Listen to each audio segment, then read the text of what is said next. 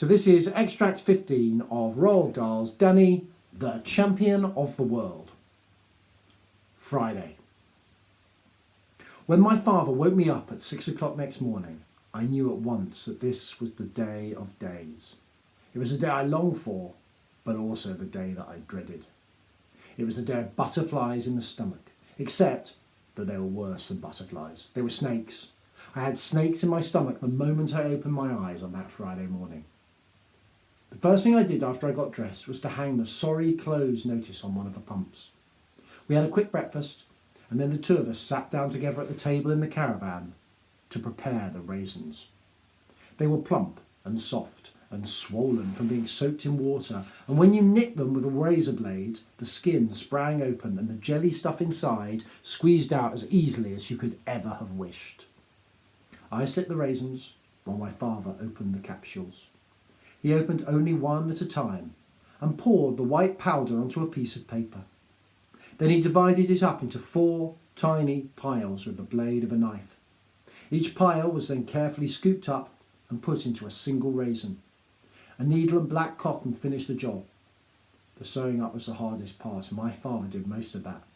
It took about 2 minutes to do one raisin from start to finish. I enjoyed it.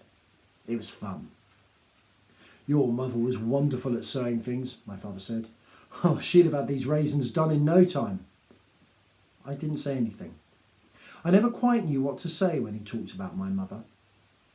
Did you know she used to make all my clothes herself, Danny? Everything I wore. Even socks and sweaters, I asked. Oh yeah, he said, but those were knitted. And so quickly, when she was knitting, the needles flew so fast in her fingers you couldn't see them. They were just a blur. I would sit here in the evening watching her, and she used to talk about the children she was going to have. I shall have 3 children, she used to say. A boy for you, a girl for me, and 1 extra for good measure. There was a short silence after that. Then I said, when Mum was here, Dad, did you go out very often at night, or was it only now and then? You mean poaching? Yes. Often, he said, at least twice a week. Didn't she mind? Mind? Of course she didn't mind. She came with me. She didn't. She certainly did. She came with me every single time until just before you were born. She had to stop then. She said she couldn't run fast enough. I thought about this extraordinary piece of news for a little while. Then I said, was the only reason she went because she loved you? And because she wanted to be with you, Dad? Or did she go because she loved poaching? Both, my father said. She did it for both of the reasons that you mentioned. I was beginning to realise what an immense sorrow it must have been to him when she died. Weren't you afraid that she might get shot up? I asked. Oh yeah, Danny, I was. But it was marvellous to have her along. She was a great sport, your mother. By midday, we had prepared 136 raisins. We're in good shape, my father said. Let's break for lunch. He opened a tin of baked beans and heated them up in a saucepan over the paraffin burner. I cut 2 slices of brown bread and put them on plates. My father spooned the hot baked beans over the bread, and we carried our plates outside and sat with our legs dangling over the platform of the caravan. Usually I love baked beans on bread, but today I couldn't eat a thing. What's the matter? My father asked. Oh, I'm not hungry. Don't worry, he said. Same thing happened to me the first time I went out. I was about your age then, maybe a bit older, and in those days we always had a hot tea in the kitchen at 5 o'clock.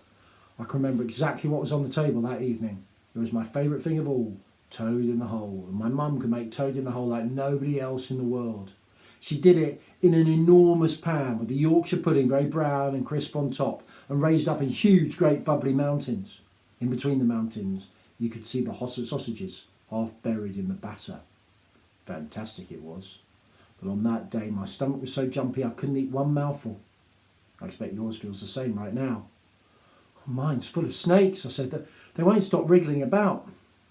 Mine doesn't feel exactly normal either, my father said. But then, this isn't a normal operation, is it? No, Dad. No, it's not. Do you know what this is, Danny? This is the most colossal and extraordinary poaching job that anyone has ever been on in the history of the world. Don't go on about it, Dad. It only makes me more jumpy. Right, well, what time do we leave? I've worked that out, he said. We must enter the wood about 15 minutes before sunset. If we arrive after sunset, all the pheasants will have flown up to roost and it will be too late. When's sunset? I asked. Well, right now it's at about 7:30, he said, so we must arrive at 7:15 exactly. It's an hour and a half's walk to the woods, so we must leave here at 5:45. Well, then we better finish those raisins, I said. We've still got more than 60 to do. We finished the raisins with about 2 hours to spare. They lay in a pile on a white plate in the middle of the table. And don't they look marvellous, my father said, rubbing his hands together hard. Oh, those pheasants are going to absolutely love them. After that, we messed around in the workshop until 5:30. Then my father said, that's it. It's time to get ready. We leave in 15 minutes. As we walked towards the caravan, a station wagon pulled up to the pumps with a woman at the wheel and about 8 children in the back, all eating ice creams. Oh, I know you're closed, the woman called out through her window. Couldn't you please let me have a few gallons? I'm just about empty. She was a good-looking woman with dark hair. Give it to her, my father said, but be quick. I fetched the key from the office and unlocked one of the pumps. I pulled up her tank, took her money and gave her the change. You don't usually close as early as this, she said. We have to go out, I told her, hopping from one foot to the other. I have to go somewhere with my father. Oh, you look jumpy as a jackrabbit, she said. Is it the dentist? No, Mum, I said, it's not the dentist, but please excuse me. I have to go now. My father came out of the caravan wearing the old navy blue sweater and the brown cloth cap with a peak pulled down low over his eyes. What's under there, Dad? I asked, seeing the bulge at his waistline. He pulled up his sweater and showed me 2 thin but very large white cotton sacks. They were bound neat and tidy round his belly. To catch the stuff, he said darkly. Oh, go and put on your sweater, he said. It's brown, isn't it? Yes, I said. Well, that'll do, but take off those white sneakers and wear your black shoes instead. I went into the caravan and changed my shoes and put on my sweater. When I came out again, my father was standing by the pump, squinting anxiously up at the sun, which was now only the width of a man's hand above the line of trees along the crest of the ridge at the far side of the valley. I'm ready, Dad. Good boy. Off we go. Have you got the raisins? I asked. In here, he said, tapping his trouser pocket, where yet another bulge was showing. I've put them all in one bag. It was a calm, sunny evening with little wisps of brilliant white cloud hanging motionless in the sky, and the valley was cool and very quiet as the 2 of us began walking together along the road that ran between the hills towards Wendover. The iron thing underneath my father's foot made a nose like a hammer, striking a nail each time it hit the road. This is it, Danny. We're on our way now, he said. Oh, by golly. I wish my old dad were coming with us on this one. He'd have given his right teeth to be here at this very moment. Mum too, I said. Oh yeah, he said, giving a little sigh. Your mother would have loved this one. Then he said, your mother was a great one for walking, Danny. And she would always bring back something home with her to brighten up the caravan. In summer it was wildflowers or grasses. When the grass was in seed, she could make it look absolutely beautiful in a jug of water, especially with some stalks of wheat or barley in between. In the autumn, she picked branches or leaves, and in the winter, it was berries or old man's beard. He kept going, and he said, how do you feel, Danny?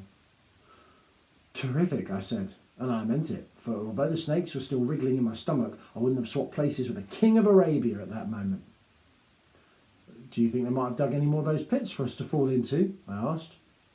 Don't you go worrying about pits, Danny, my father said. I'll be on the lookout for them this time. We should go very carefully and very slowly once we're in the wood.